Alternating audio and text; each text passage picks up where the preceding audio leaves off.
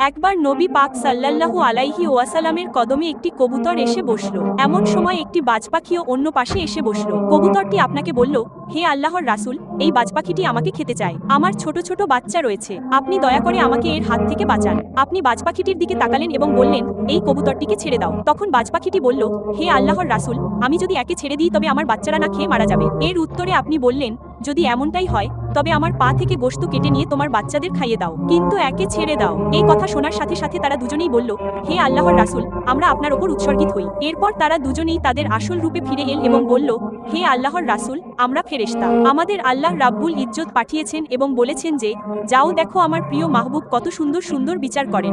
সুবহানাল্লাহ। কুরবান হয়ে যাই আমি আমার প্রিয় নবী সাল্লাল্লাহু আলাইহি ওয়াসাল্লামের ওপর, যার প্রশংসা স্বয়ং আমার রব করেন।